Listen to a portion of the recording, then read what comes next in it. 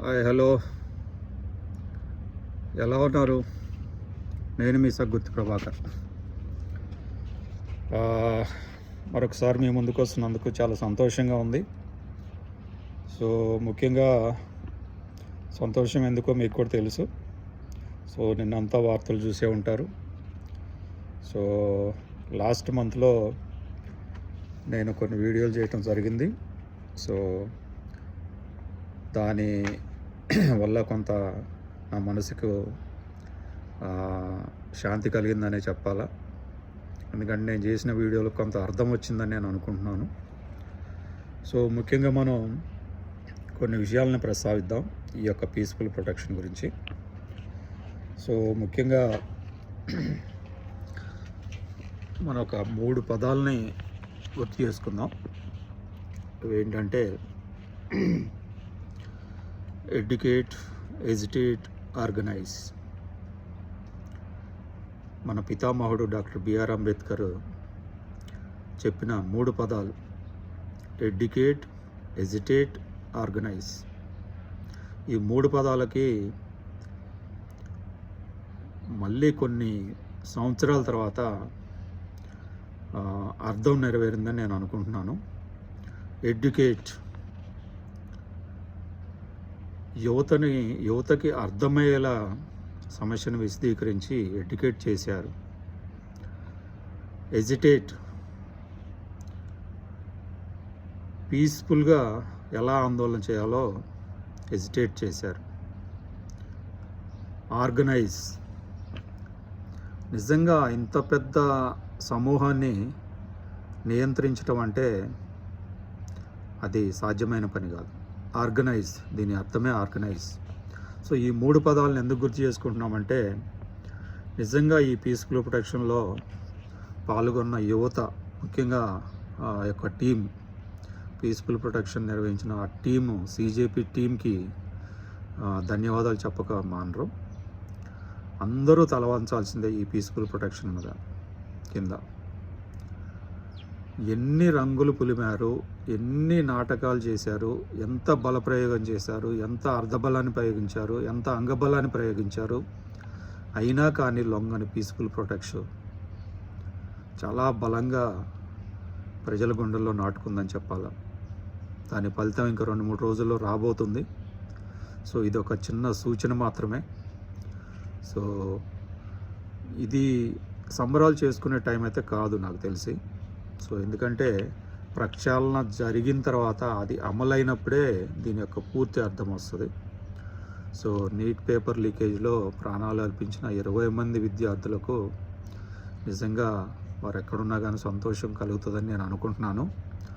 So దీనికి main పిల్లర్స్గా కొంతమంది ప్రవర్తించిన తీరు ఎంతో గొప్ప మేధావితనాన్ని బయటపెడుతుంది. అభిజిత్ దీప్కే, మహారాష్ట్ర నుంచి ఒక 30 సంవత్సరాల యువకుడు అమెరికాలో చదువుకుంటూ ఆలోచింపజేసిన ఈ యొక్క చిన్న ప్రస్తావన ఇంత పెద్ద ఉద్యమంగా మారింది. సో అతను మహారాష్ట్ర నుంచి ఉన్నాడు.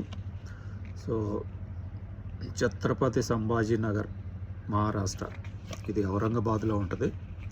సో అతని ఫాదర్ వచ్చేసి భగవాన్ రావు, మదర్ వచ్చేసి అనితా దీప్కే. సో ఈ అభిజిత్ దీప్కే స్టార్ట్ చేసిన ఈ ప్రొటెస్ట్కి ముఖ్యంగా గొప్ప వ్యక్తి సోనం వాంగ్చుక్ రావటం, ఆయన హంగర్ స్ట్రైక్లో కూర్చోవటం. సో ఇది పెద్ద చర్చనీయాంశంగా మారి యువతని ఎడ్యుకేట్ చేయడంలో అభిజిత్ దీప్కే సక్సెస్ అయ్యాడని చెప్పొచ్చు. ఎలాంటి వ్యూహాలను పన్నాడో అది అతనికే తెలియాలా. సో ఈ ఎజిటేట్ చేసే విషయంలో, ఎడ్యుకేట్ చేయడంలో సక్సెస్ అయ్యాడు. ఎజిటేట్ చేసే విషయంలో, ఆందోళన చేసే విషయంలో ఎక్కడా కూడా చిన్న పొరపాట్లు జరగకుండా, ప్రజల యొక్క ఆస్తులను ఎక్కడ నష్టపరచకుండా, ప్రజలకు ఎలాంటి హాని కలగకుండా ఎజిటేట్ చేయడంలో ఎంత సక్సెస్ అయ్యాడో ఎన్ నుంచి అన్ని రాజకీయ పార్టీలు నేర్చుకోవాలి, బుద్ధి తెచ్చుకోవాలా. సో ఆర్గనైజ్ చేయటంలో ఇతనికి మించిన మరొక సాటి లేరని చెప్పాలా. సో ఇతను ఒక్కడే కాదు, ఇతని టీం అందరికీ, ముఖ్యంగా అందరికీ కృతజ్ఞతలు చెప్పాలా. సో వీళ్ళ ఇంట్లో సమస్య కాకపోయినా వీళ్ళంతా సంఘటితంగా, వీళ్ళ యొక్క టీము ఎంతమంది ఉన్నారో నాకు కరెక్ట్గా తెలియదు, 7-8 మంది ఉన్నారని అనుకుంటున్నాను. వీళ్ళు వేసే ప్రణాళికలో ఎవరికీ అర్థం కాల. అన్ని రకాలుగా ప్రయత్నించారు. రాజకీయ పార్టీ నాయకులారా, మీరు చేయని ప్రయత్నం లేదు. సో మీ ఫలితాలు ఏం ఫలించలేదు. తర్వాత కులాలను అడ్డం పెట్టారు, మతాలను అడ్డం పెట్టారు, ఎలాంటి పాచికలు కూడా పారలేదు.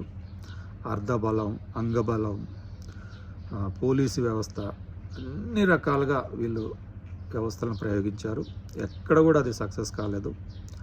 సో చివరికి మోడీ కూడా తల వంచక మానలేదు. సో ఇప్పుడు ఈ జరిగిన ప్రస్థానం మీరు చూసుకుంటే 16th మేలో స్టార్ట్ అయ్యి 25 నిన్న 25 జూలై 2026 ముగిసింది. సో దీని ముఖ్యమైన ప్రస్తావన ఒకసారి మనం గుర్తు చేసుకుంటే, ఎన్నో సుదీర్ఘమైన రాజకీయ అనుభవం ఉన్న నాయకుల ముందు కూడా అసలు వాళ్ళకి అర్థం కాల ఇక్కడ ఏం జరుగుతుందనేది. వాళ్ళు వేసి ఎత్తుకు పై ఎత్తులు ఎక్కడా కూడా పారలేదు. సో దీని చాకచక్యాన్ని యువతను నడిపించిన మార్గాన్ని ఇది ఒక గొప్ప ప్రస్థానంగా చెప్పుకోవచ్చు. మనకు తెలుసు కొన్ని సంఘటనలు మనం వెనక గుర్తు తెచ్చుకుంటే, ఒకటి ఎంఆర్పిఎస్ ఉద్యమం అని చెప్పవచ్చు. సో అందులో కొంతమంది ప్రాణాలు పోయినా ఎక్కడా కూడా ఆ ప్రస్థానాన్ని వదిలిపెట్టలేదు. లాస్ట్ వరకు అది సాధించే వరకు కూడా వదిలిపెట్టలేదు. సో అలానే అది 30 సంవత్సరాలు పడితే ఇది 30 రోజులు కూడా పట్టకుండా ఈ యొక్క ఉద్యమాన్ని పీస్ఫుల్గా స్టార్ట్ చేసి పీస్ఫుల్గా ముగించడం జరిగింది. సో ఇది చాలా ఆనందదాయకమైన విషయం. యువతలో స్ఫూర్తి నింపింది, యువతని ముందుకు నడిపించడానికి ఒక బలాన్ని చేకూర్చింది. ఇక్కడ మీరు గమనించాల్సింది ఏంటంటే, కుల, మత, రాజకీయ ఎలాంటి భేదభావాలు లేకుండా యువత సంఘటితంగా పోరాడి వాళ్ళ మనసులో ఉన్న ఈ యొక్క ఆవేదనని తెలియజేశారు గవర్నమెంట్కి. సో గవర్నమెంట్ కూడా తొందరగానే మేల్కొందని నేను అనుకుంటున్నాను. ఒకవేళ మేల్కొనకపోతే వాళ్ళకే నష్టం. సో ఇది దేశవ్యాప్తంగా స్టార్ట్ అయింది, కానీ విదేశాలకు పాకటం వల్ల నాకు తెలిసి బీజేపీ గవర్నమెంట్ భయపడి ఉంటుందని నేను అనుకుంటున్నాను. విదేశీ ఛానల్లోని, విదేశీ వ్యవహారాల్లో అన్ని చోట్ల ఈ యొక్క ప్రస్తావన రావటం వల్ల మోడీకి నాకు తెలిసి కొంత సిగ్గేసి ఉంటుంది. సో దేశ భవిష్యత్తు ముఖ్యం కాబట్టి సో వీళ్ళు తల వంచక మానలేదు. ఏది ఏమైనా ఈ యొక్క ప్రొటెస్ట్లో కొంత బాధలు అనుభవించిన విద్యార్థులకు సో వారు ఓర్పుతో ఉండాలా. సో ఇప్పుడే పండగలు చేసుకోవద్దు, మంగళవారం వరకు వాళ్ళు లిఖితపూర్వక హామీ ఇస్తా అని చెప్తున్నారు. సో అప్పటి వరకు వెయిట్ చేయండి. అలాగే ఈ ప్రొటెస్ట్లో పాల్గొన్న యువత మొత్తం తిరిగి ఇళ్ళకి చేరుకొని, అందరూ ఇళ్ళకి చేరుకున్నారనే సమాచారం తెలుసుకునేంతవరకు ఎవరు సంబరాలు చేసుకోవద్దు. ఎందుకంటే చాలామంది పిల్లల్ని పోలీస్ స్టేషన్లో ఉంచారు, కేసులు పెట్టారు. సో వాళ్ళని ఎక్కడ ఉంచారో ఎవరికీ తెలియదు. సో పోలీసుల సంగతి మీకు తెలుసు కదా. సో కొంతమంది రాజకీయ నాయకులు ప్రలోభాలకి గురయ్యి పోలీసులు ఈ పనులు చేశారు. సో వారంతా తిరిగి క్షేమంగా ఇంటికి చేరుకునే వరకు ఎవరు సంబరాలు చేసుకోవద్దు. సో అంతా ఇంటికి చేరుకొని ఏ కంప్లైంట్స్ లేదనుకున్నప్పుడు మాత్రమే సంబరాలు చేసుకోవాలి. సంబరాలు కూడా ఇప్పుడు కరెక్ట్ అయిన సమయం కాదు. ఈ చట్టాలు అమలైనప్పుడే సంబరాలు తప్ప చట్టాలు అమలు కాకుండా సంబరాలు చేసుకోవడం కరెక్ట్ కాదు. సో ఈ యొక్క పీస్ఫుల్ ప్రొటెక్షన్ సపోర్ట్ చేసిన అందరికీ ధన్యవాదాలు. ముఖ్యంగా రాజకీయ నాయకులారా, చూడండి, ఇది ఒక మంచి వార్నింగ్ మీకు. పోలీస్ వ్యవస్థ మీకు ఒక మంచి వార్నింగ్ ఇది. న్యాయ వ్యవస్థ మీకు ఒక మంచి వార్నింగ్ ఇది. సో యూత్ని ఎప్పుడు కూడా తక్కువ అంచనా వేయద్దు మీరు. సో మీరు అనుకున్నవి అన్ని చోట్ల జరగవు. సో కొన్ని చోట్ల మీరు తల వంచకం మానదు. సో అంతా జనస్రవంతిలో భాగమే యూత్ కూడా.